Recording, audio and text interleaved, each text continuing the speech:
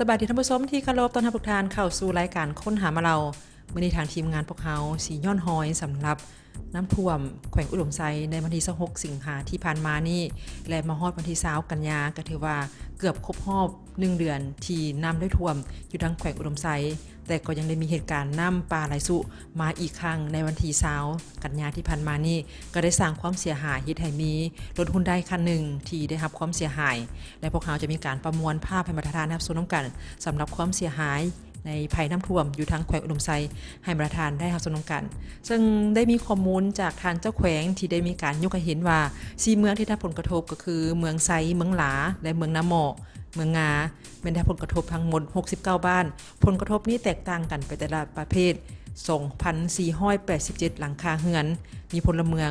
13,000 กว่าคนที่ได้รับผลกระทบมีมูลค่าความเสียหายเบื้องต้นอยู่ประมาณ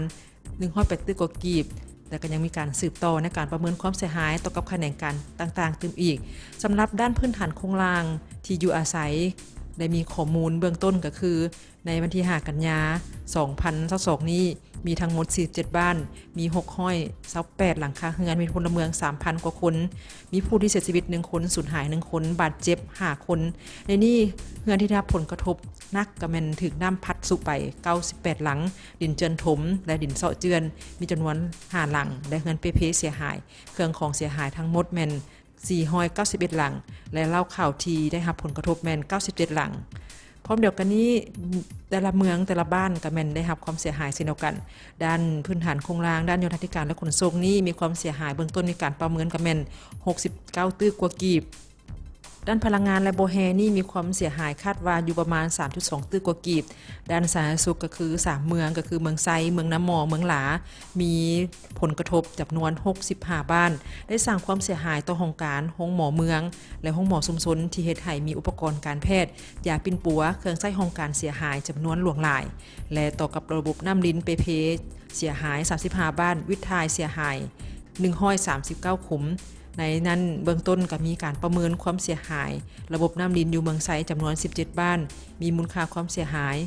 210ล้านกว่ากีบและ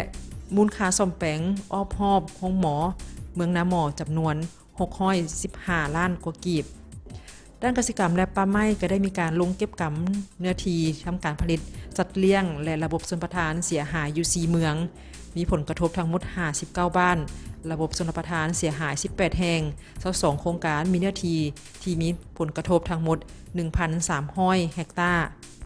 ด้านทรัพยากรธรรมชาติและสิ่งแวดล้อมก็แม่นได้รับความเสียหายเครื่องวัดแทกน้ำแบบออโตเมติกจุดวัดแทกจำนวน4จุดได้รับผลกระทบและเสียหายรวมมูลค่าจำนวน144ล้านกว่ากีบด้านศึกษาธิการและกีฬาก็แม่นมีโรงเรียนที่ถูกน้ำท่วม25แห่งเฮ็ดให้อุปกรณ์การเรียนการสอนเครื่องใช้โรงการพาหนะรับใช้และสิ่งอำนวยความสะดวกเสียหายรวมมูลค่า2ตื้อกว่ากีบในนี้เมืองไซแม่นมี8แห่งความเสียหาย340ล้านกว่ากีบเมืองหลา2แห่ง6ล้านกว่ากีบและเมืองน้ำหมอ15แห่งรวมมูลค่า1ตื้อ500ล้านกว่ากีบสำหรับการฟื้นฟูระยะสั้นนี่เป็นเล็งในการช่วยเหลือกระเซ็นข้าวกินน้ำดื่มเครื่องนุ่งห่มเครื่องใช้ครัวเรือนที่จำเป็นและสนองอุปกรณ์ให้แก่การปลูกเรือนที่พักอาศัยให้กับประชาชนที่ถูกน้ำท่วมดินเซาะเจือนหันและสำหรับการ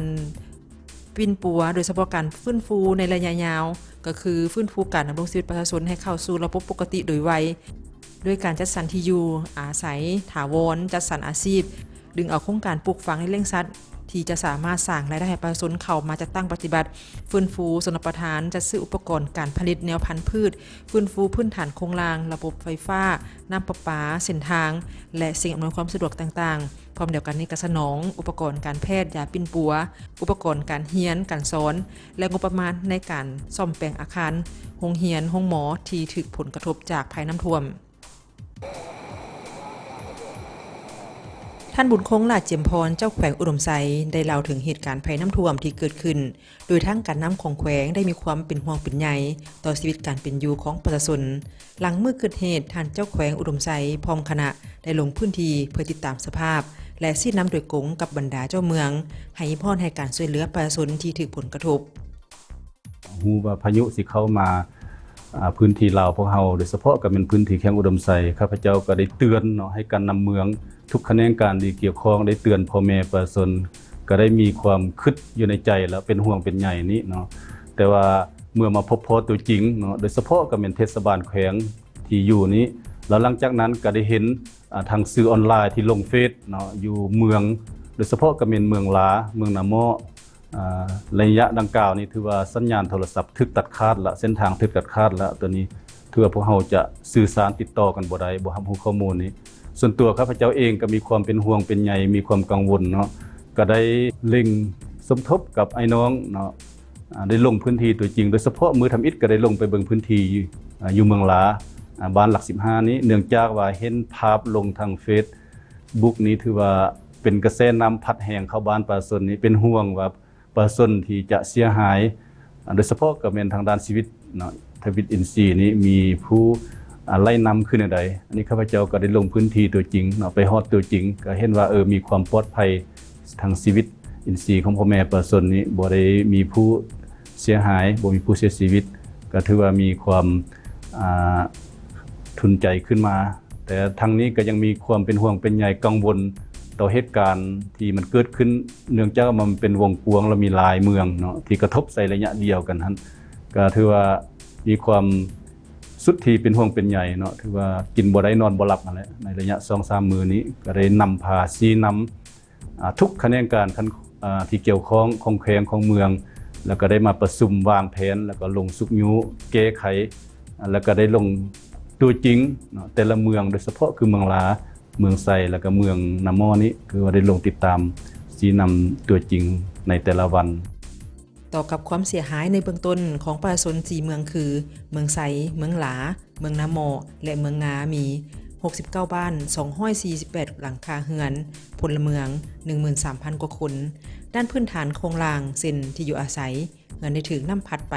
98หลังดินถม7หลังเงินเปเพ500กว่าหลังเล่าเข้าไหลไปกับน้ำ97หลังด้านโยธาธิการและขนส่งเส้นทางหลวงแห่งชาติ2เส้นคือเส้นทางหลวง2อี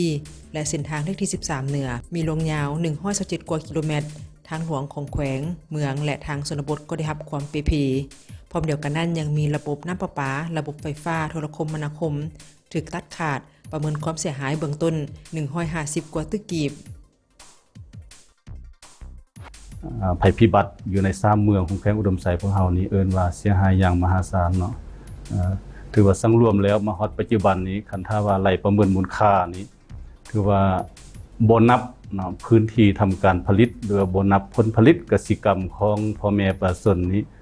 นับแต่เฉพาะพื้นฐานโครงล่างแล้วก็เครื่องใช้ของซอยจำนวนหนึ่งที่เก็บกำไรนี้ถือว่ามีฮอด108กว่าตือกีบเนาะผลเสียหายในเบื้องต้นนี้แล้วก็ผลเสียหายทางด้านที่อยู่อาศัยของพ่อแม่ประชาชนเนาะที่อยู่อาศัยพ่อแม่ประชาชนเครื่องใช้ของซอยเฮือนซานบ้านซ่องที่เปเพถึกน้ำสุไหลตัวนี้ยังบ่ทันประเมินออกเป็นมูลค่าสังรวมแล้วคาดกะว่ามูลค่าเสียหายทั้งหมดนี่บ่ต่ำกว่า150กว่าตือเนาะความเสียหายในครั้งนี้สำหรับการฟื้นฟูชีวิตการเป็นอยู่ของประชาชนที่ได้รับผลกระทบนั้นทางแขวงได้มีแผนการระยะสั้นคือเร่งช่วยเหลือผู้ที่ได้รับผลกระทบที่จำเป็นโดยเฉพาะแม่นเฮือนถึงน้ำพัดไหลไปและสุ่มใส่ช่วยเหลือเครื่องอุปโภคบริโภคเช่น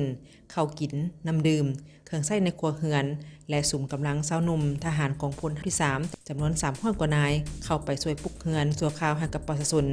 ส่วนแผนการฟื้นฟูระยะยาวนั้นทางแขวงจะเน้นใส่2ด้านคือด้านพื้นฐานโครงล่างระบบเส้นทางไฟฟ้าน้ำประปาและน้ำลิ้นจะสุ่มใส่ฟื้นฟูให้กลับคืนมาสู่สภาพปกติดันที่อยู่อาศัยเฮือนซานประชาชนให้กลับคืนมาเป็นที่พักอาศัยที่แน่นหนาและสืบต่อเล็งฟื้นฟูเนื้อที่ทำการผลิตส่วนรับประทานคาดว่าจะใช้งบหลายซึ่งจะได้มีการเก็บกำข้อมูลความเสียหายเพื่อนำไปเสนอต่อกับคณะกรรมการภัยพิบัติแห่งชาติตื่นอีก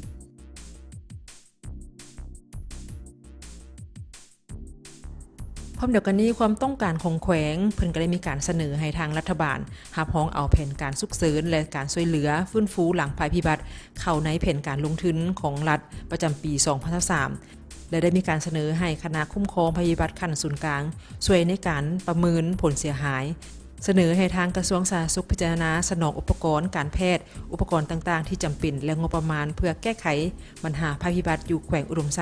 ให้สามารถบริการให้ทันกับสภาพการและการช่วยเหลือจากภาคสังคมต่อกับการบรรเทาทุกข์เบื้องต้นนี่เช่นว่าข้าวกินและเครื่องใช้ในครัวเรือนและให้แก่กับประชาชนที่ได้ผลกระทบให้สามารถฟื้นฟูได้ในระยะ 3-4 เดือนต่อหน้านี้และก็เสนอขออุปกรณ์ปลูกสร้างเรือนให้กับประชาชนที่ถูกน้ำพัดไหลไปดินซอเจือนและเรือนเพ